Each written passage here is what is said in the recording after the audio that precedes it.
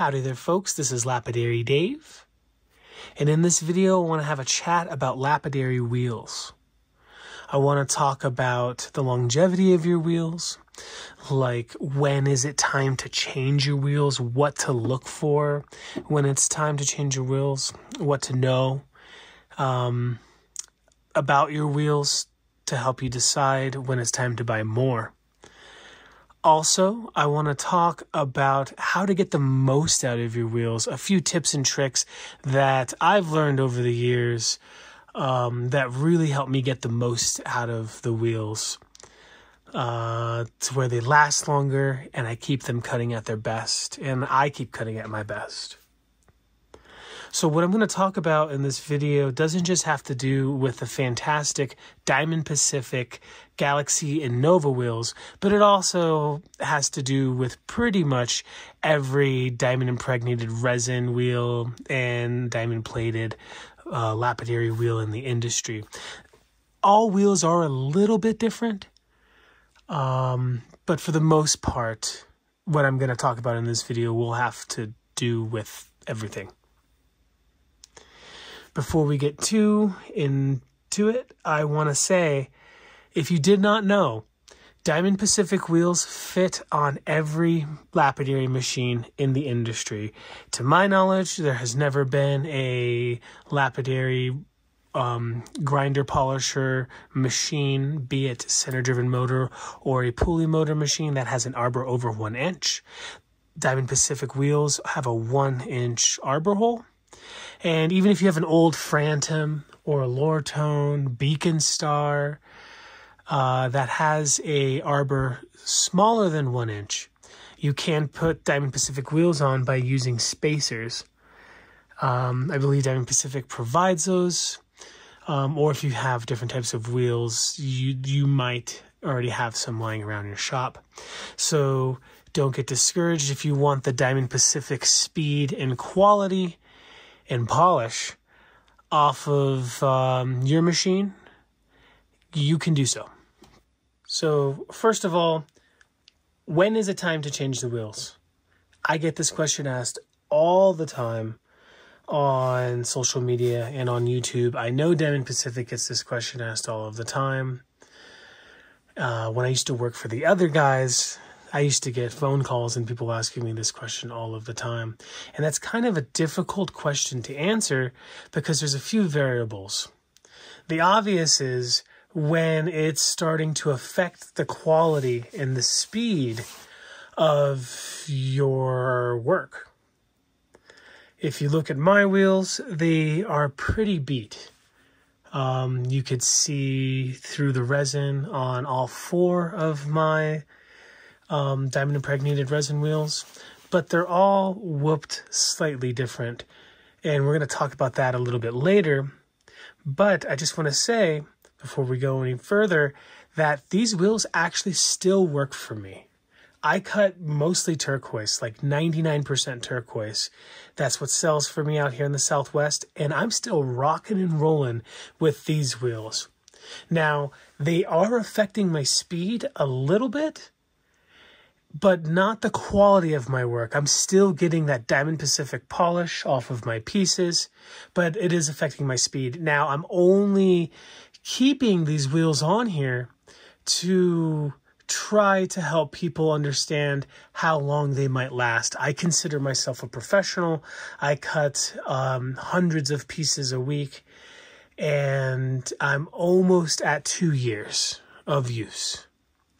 Now, there might be people out there that only cut agates or jaspers, and they might get less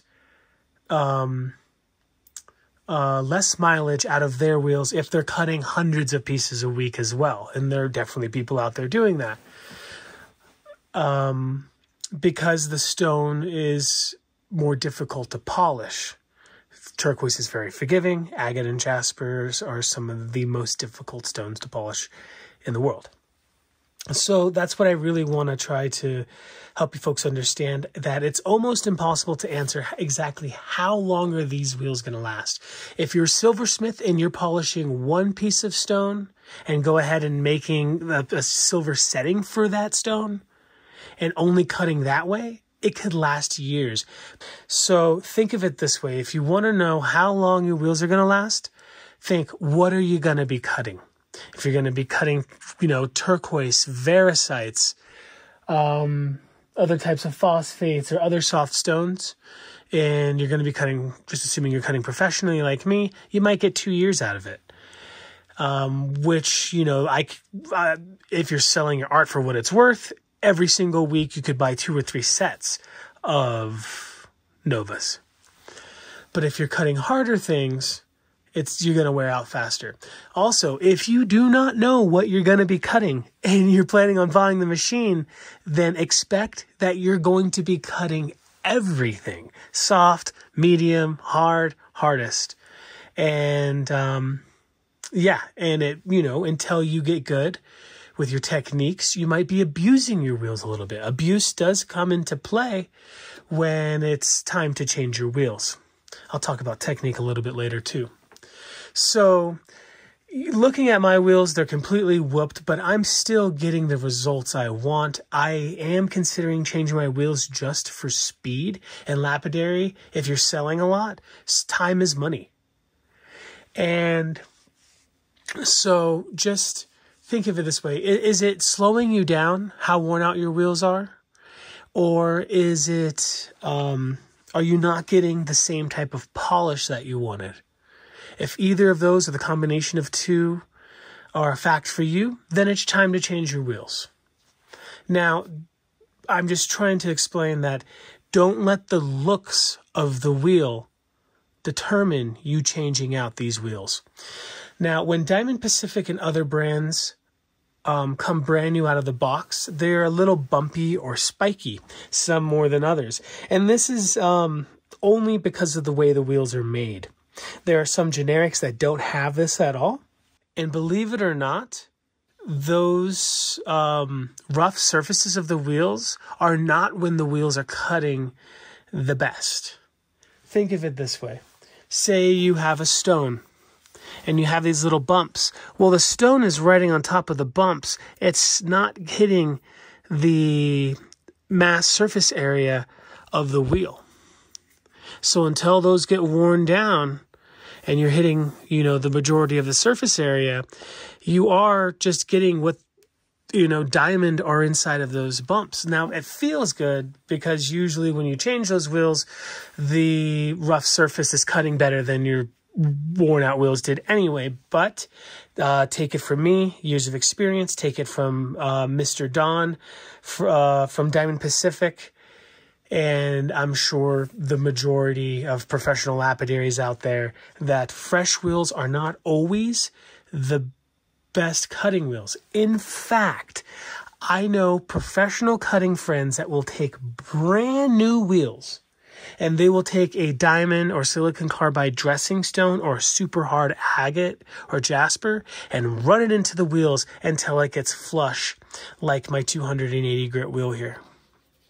They want it flat to where the entire surface area is working for you and not just the diamond that's inside of the rough bumps. This is true. Now, I'll tell you the truth. I don't go that far. I love the fresh wheel feel. It's, it's not the best, but like I said, it's better than a worn out wheel. It feels good to me.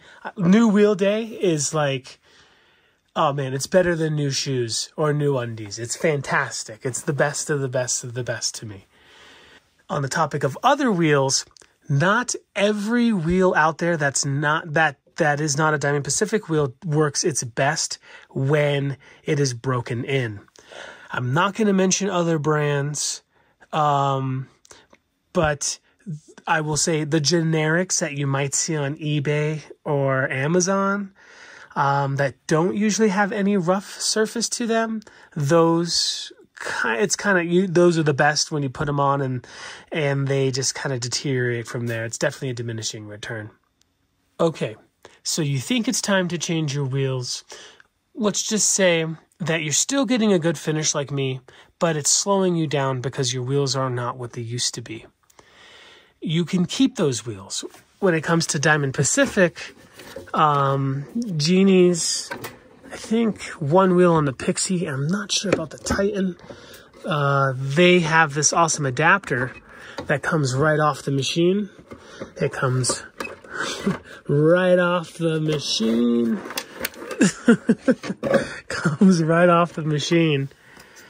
And you can have a whole nother adapter set up with all 3 new wheels. And you can keep them for soft stones. For instance, Lucian Variscite. Not the biggest fan of that. It's a natural Variscite. I don't think people ever stabilize it. Maybe they do, but for the most part they don't. It's so soft that a brand new set of wheels, or even a thoroughly worn in but relatively new set of wheels, is going to leave facets on the stone. Fordite is another material that an aggressive brand new wheel, or just not aggressive, but just the aggressiveness of a brand new wheel can still leave facets. So I save these busted wheels that still have some life in them, but are cutting slower at the same polish compared to older wheels, to newer wheels. I save these for soft stones. Okay, there you go. I save these for soft stones, and when I have new sets of wheels, I find myself switching to these all of the time when it comes to turquoise. Some natural turquoise that hasn't been stabilized is really soft and I'm getting facets. These are great for removing easily facetable material. So food for thought.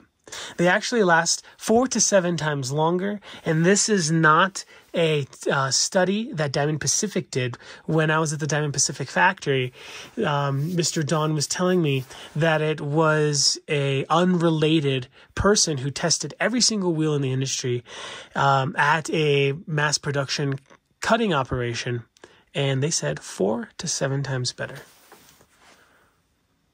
But let's talk a little bit about how to get the most life out of your wheels. So pushing too hard in to the wheels can, depending on the undercutting or the sharpness or the flatness of your stone, can actually rip up some of the resin. Even now at this worn out and worn in and broken in state, on sharp edges, I can still see some of the resin ripping up onto the surface of some stones. And that's not a good thing. You can avoid that. Just be careful of your angling and stuff.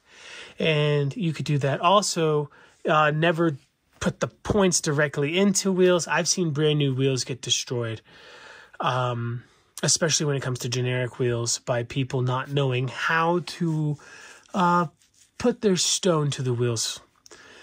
There are a few things you can do technique-wise to get the most life out of your wheels. For instance, you can flip your wheels. Now, I feel like even if you're moving the stone across the wheels to try to wear out your stone evenly, everybody has a style that's going to wear out one side of the wheel more than the other. So you can take off a wheel from your adapter or from your machine if you're not using a Diamond Pacific machine, and you can simply flip it around and you will feel a whole new life to the wheels. Look at this. You could tell that I worked this side way more than this side. And I mean, I've flipped these back and forth a few times already, and it does work. It really does help. It can get you through some pinches. And I would say just doing it periodically is probably just healthy for your machines. I mean, for your wheels. It's a cool thing to do. Some people don't use these spacers, have 2 wheels right next to each other. And when the middle gets worn out, they flip those around. So the edges, which wear out the least fast, become the new middle. And they have tons of space for larger stones and whatnot. And that's a really cool thing you can do. So besides flipping the wheels, it's also understanding when is it time to stop on any given wheel and move on to the next one. Now, look at all 3 of my wheels. What is odd or unusual about my 4 wheels? Well, my 1200 is obviously the most worn out wheel. then my 600.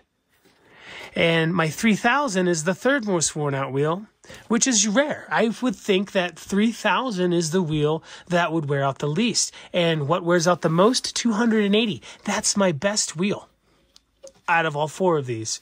These are made to a very high standard of quality control. So for the most part, they all wear out pretty much the same. What's going on here? I am spending less time on my 280 and way more time on my 1200. How to avoid this?